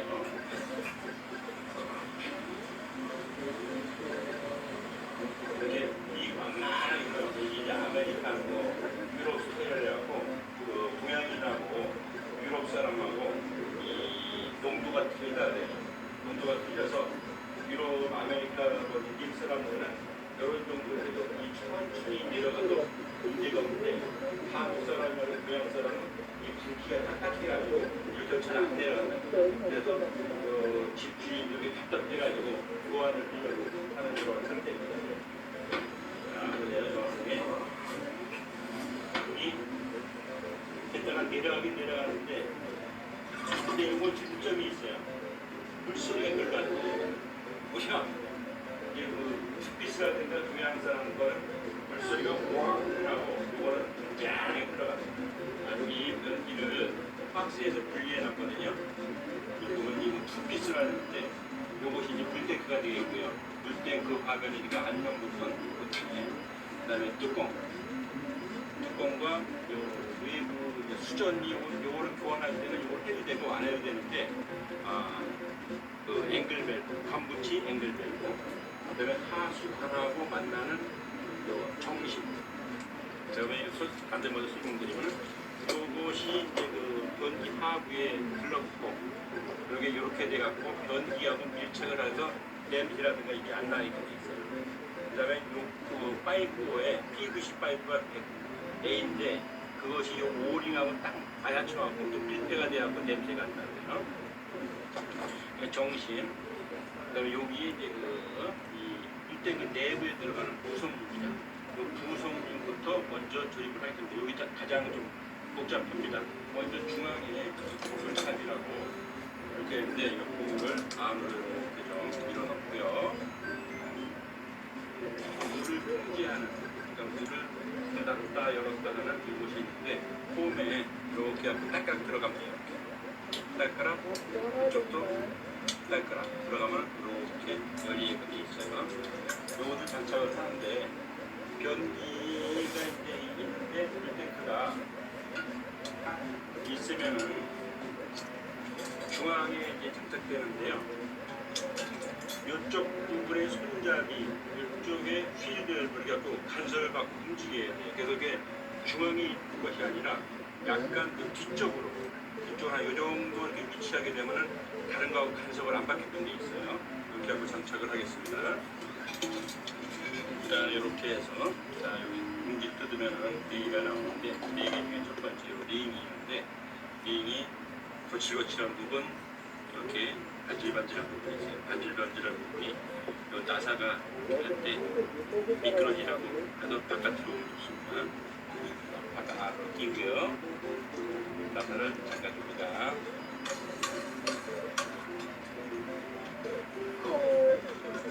동선 잠그고 여기서 위치가 정확하게 되니까 확인하면 이 정도 위치로. 그 다음에 요번에 이제 그 공구가 없이 이거를 이제 조립을 할 건데요. 공구가 없더라도 공구를 쓰는 것만큼 튼튼하게 물안색에 장착을 할 거예요. 그거의 핵심이 뭐냐면 여기에도 이제 고무가 있는데 고무들이 이게 물론 쿠션 역할을 하잖아요. 근데 고무가 원래 갖고 있는 본래의 성질이 있어요. 성질이 있는데 누르는데 한두 개 이게 누르게 되면은 이게 파괴가 됩니다. 고무줄을 이렇게 늘어난다고 늘리다가 너무 많이 늘어나면 어떻게 돼요? 고무이 끊어지잖아요. 그것과 마찬가지로 고무도 어느 압축을 하다가 한계를 벗어나면 이게 파괴가 돼요. 그 한계가 한 30% 정도 눌러줘요. 그러면 안정적으로 자기의 성질을 갖고 제 역할을 합니다. 그래서 여기서도 지금 이 속에 고무가 있었는데 이것을 잠글 때에 공구로 잠가도 물론 됩니다. 하지만은 이 속에서 안으로 요 바깥으로 고무를 눌러주면서 잠그게 되면 이게 더 돌아가요. 이렇게 돌아가잖아요. 이렇게 돌아가면 공구로 나도 꽉 잠그는 거 비슷하게 튼튼하게 잠길 수가 있어요. 그래서 공구가 없이도 물을 잠글 수 있다 이런 말입니다. 자, 이것은 중간에 이렇게 끌 겁니다.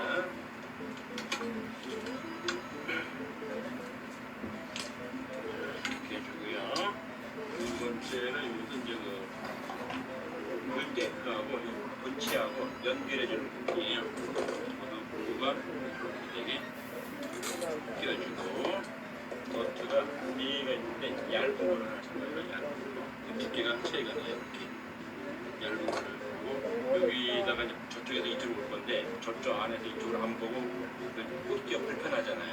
그럼 손가락 같은 거 다 집어넣어요. 그럼 저쪽에 손가락이 만져질 거 아니겠어요? 그럼 딱 만져지는 걸 중심으로 해서 집어넣으면 속 나가요. 얇은 걸 이용해서 이렇게 장착을 하고요. 이렇게 해서 그냥 잠그면 오늘 안 잠궈져요. 이걸 안에서 누르면서 하면 조금 더 돌아가요. 그럼 이제 고무가 텐션을 받으면서 딱 압박이 돼요. 그럼 세지도 않고 정확하게 장착이 됩니다. 두 번째 부터 마찬가지.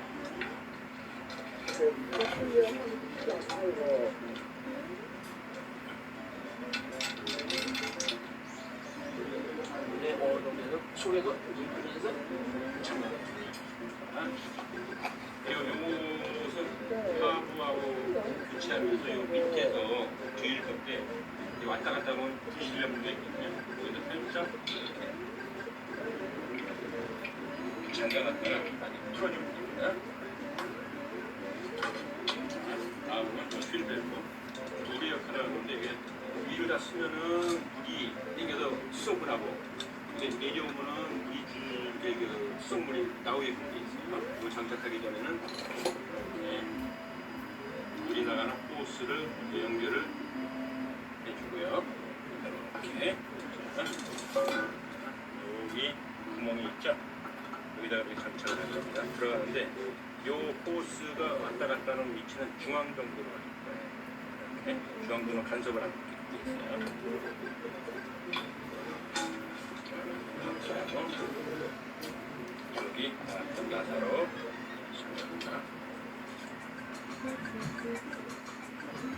오늘 잠궈갖고 이 안에서 방향을 다시 한번 확인해줘요. 방향을 약간 좌측으로 하죠. 오른쪽으로 약간만 이렇게 중앙적으로 가게끔. 그다음에 그래서 속에 있는 휠을 꽉 잡고 이걸 눌러주는데 이쪽 속에서 안 누르고 할게요. 안 돌아가거든요. 안 돌아가는데 속에서 이제 다시 눌러줘요. 눌러주는 선을 또 돌아가요. 이렇게. 그럼 꽉 잠가진 겁니다.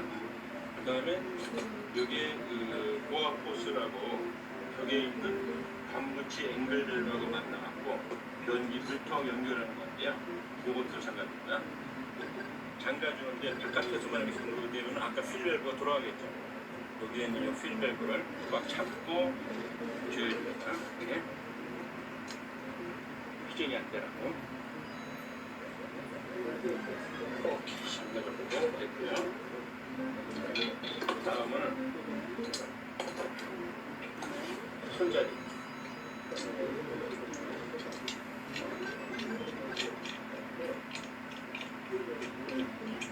이쪽으로 풀면은 이렇게 그 상황에 따라서 선택을 쓰라고 두 가지가 있어요. 두 가지 중에 한 가지는 버려도 됩니다. 손잡이도 위아래가 있어요. 저 폼이 있는 부분이 밑 하단, 예쁜 부분이 상단. 그 상단이 위로 있게끔 장착을 하고요.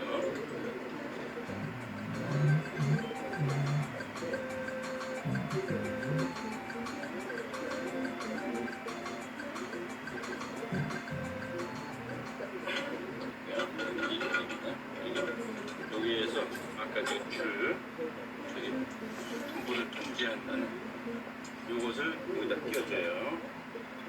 끼워주고 너무 이렇게 여유가 많아도 안 되고 너무 빡빡해도 안 돼요.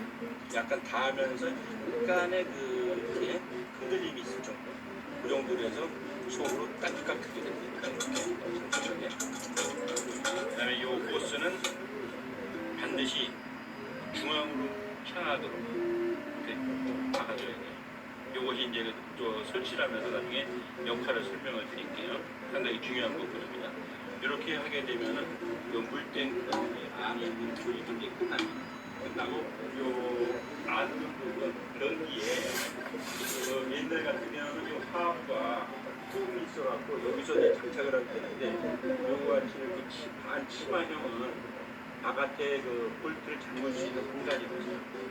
그래서 장착을 먼저 해주고 갖고 들어가서 장착을 해줘야 됩니다. 이 부분이 바로 이렇게 돼서 이 정심하고 만나서 눌러갖고 꽉 해서 냄새가 안 나게 고정되는 부분이에요. 이렇게. 그리고 아까도 말씀드렸지만 이 부분이 이제 그 하나하고 만나서 패킹 역할을 하는 이것이겠습니다. 이 두 가지는 반드시 장착을 잘 해줘야 됩니다. 이거를 이렇게 하고요. 기체처럼 이것을 끼워서 몇 푼 돌아가게끔 돼 있어요. 이렇게 반개 깎아진 부분이 있고 뭐 있는데 쪼글쪼글 볼트가 되고 이렇게 하면 퓨전이 안 되게끔 돼 있어요. 이렇게 한 상태에서 이거 장착을 할 겁니다. 이렇게 해서 구멍이 있잖아요. 이렇게 장착을 해줍니다.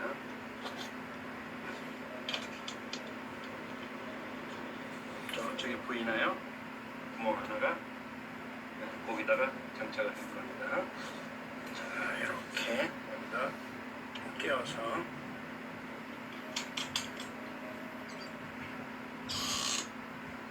이 정도로 조여주고요.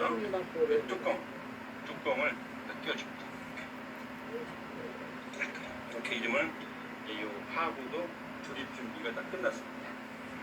그리고 뚜껑 조립하는 걸 한번 보여드릴게요.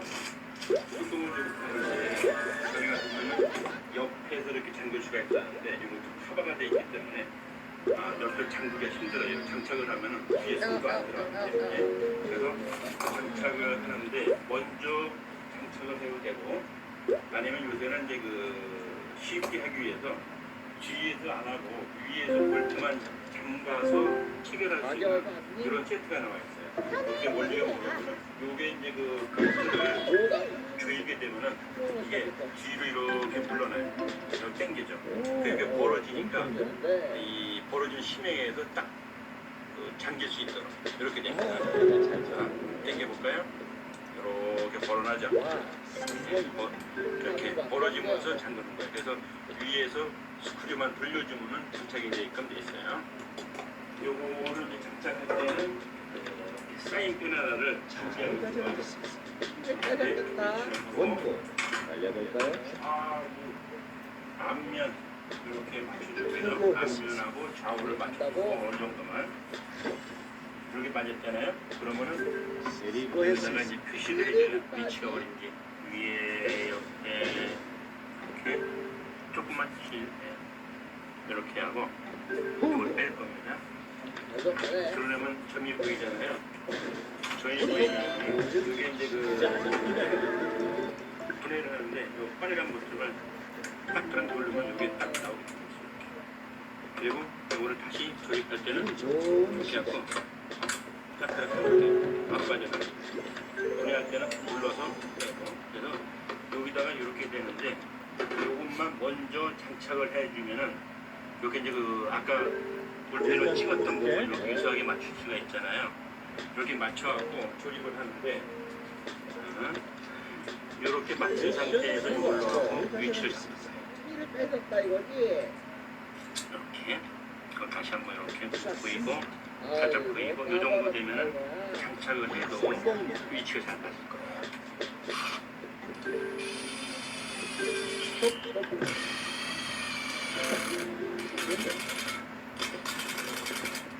이렇게 해서 나중에 이걸 갖다가 끼기만 하면 이제 조립할 때 불편하니까 이건 다 최종적으로 안착을 하고 뚜껑을 조립하도록 하겠습니다. 그래야 좀 잡기가 운반하는 데 편해요.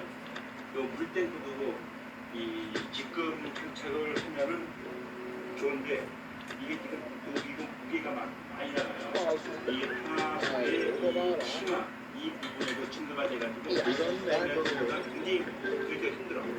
그래서 이 물탱크 뚜껑 이런 거는 최종적 장착을 하고 그 다음에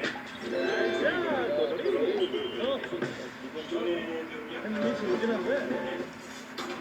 이걸 한번 다시 한번 눌러볼게요. 오케이. 좋아. 보너스 갑니다. 이제 조용히 목적지 장점이에요. 아주 천천히 너무 천천히 들어가니까 좀 힘들어요. 변기를 요거 이제 해체를 하려고 해요. 해체를 하는 데는 먼저 여기 칸무지 앵글대구라고 여기를 꽉 잠가지고 이 안에 있는 물을 먼저 버려요.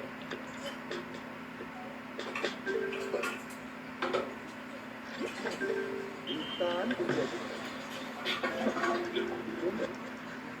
물이 안 돼요. 그렇지. 여기서 오케이. 좋아. 여기다 좀 하세요.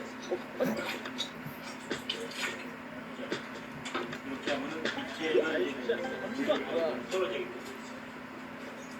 좌우로 흔들리겠습니다. 다음 좋은데?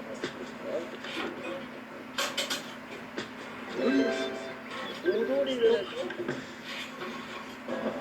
비정상적이었던 펜싱을 썼고요. 정심이 아니라 그러니까 여기에서부터 전기의 중심까지가 300mm인데 300mm가 안 될 때는 이렇게 그 펜싱을 쓰고 아까 이 정심을 하는데 좀 바꿔갖고 해야 되겠어요.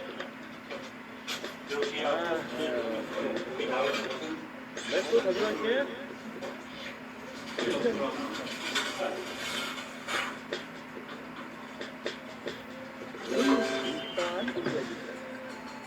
진짜 아니야.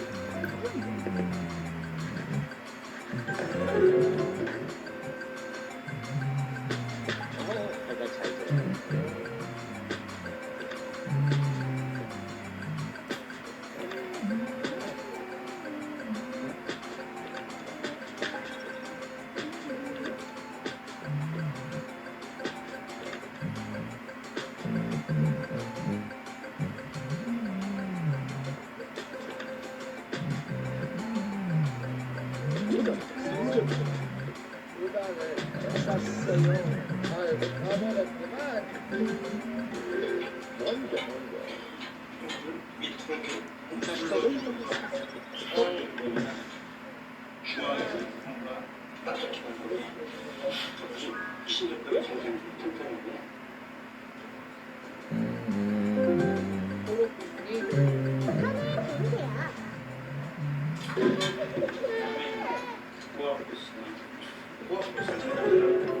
오른쪽 발목이 이렇게 여기 포스가 틀어질 수가 있어요. 미리 반대로 좀 틀어갖고 조이게 되면은 틀어지는 관계가 수가 있어요.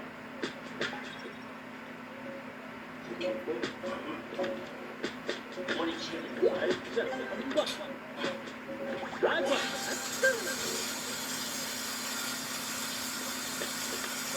아까 이 포스가 요놈이 가운데로 배트나 데이터가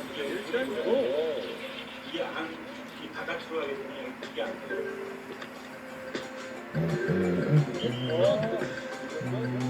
완전 이빨 날리는 이만하면 괜찮아. 우리가 쓰는데 간절히 봐두면 약간 덜 될 때가 있어요. 물이 들고 잘 조금만 조절해주고 이 정도 보이면 적절할 것 같아요. 됐죠? 자, 물 내려볼게요. 처음인데 물이 정상적으로 잘 보였죠? 정상 잘 되고 있는 것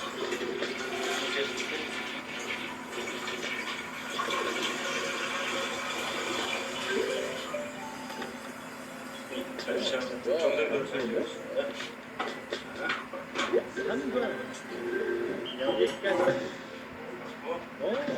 여기하고 이 위치에서 톡 쳐줍니다. 오케이. 이거 막바형이라고 이거는 천천히 빵 소리가 안 들고 이렇게 하고 이제 해서 이 변기하고 바닥하고 변기 위치가 이제 끝나게 되겠습니다.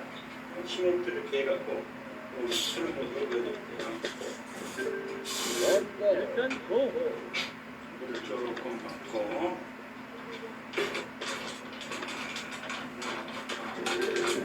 시멘트 여기까지 상이라고 완전 이빨 날리는데?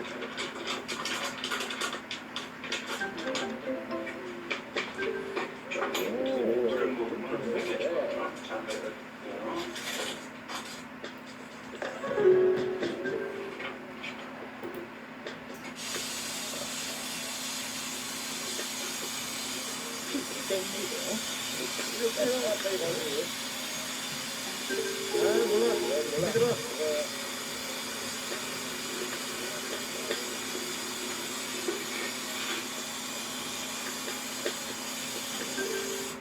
일단 고. 볼 것도 없이 주고. 그리고 완전 이빨 났네.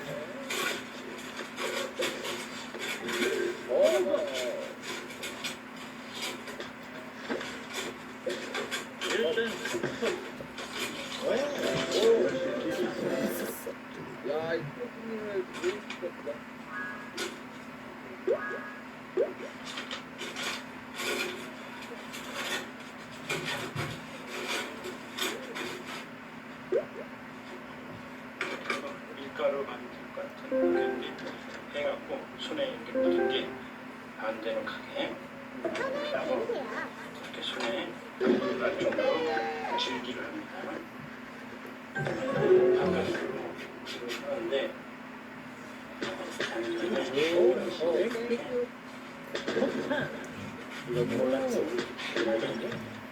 끝에서부터 속으로 눌러주면서 속으로 들어가게 하면서 눌러주면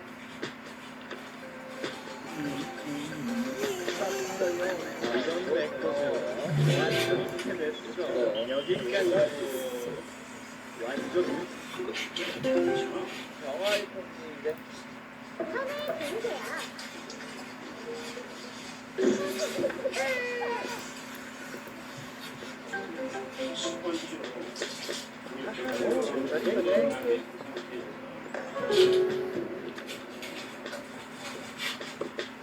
여기 한 걸 닦아줘요. 이렇게 하고 흥도하는 상태에 쫙 닦아야죠. 땄어요. 얼마나 보단 전력이 원고에서 오래 간다고 연기를 갖다가 수혈을 연결해서 뚜껑 짚고 볼땐그 연결을 물이 이제 아까 가기 전하고 볼까요?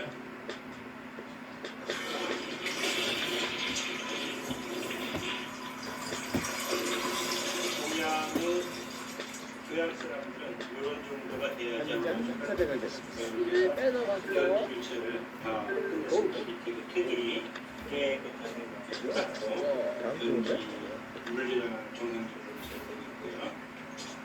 자, 이렇게 하고 사용은 한 하루 정도 있다가 사용하면 좋습니다. 심히 입은 뒤 그래서 공부 없이 교체하는 걸 마치도록 하겠습니다. 감사합니다.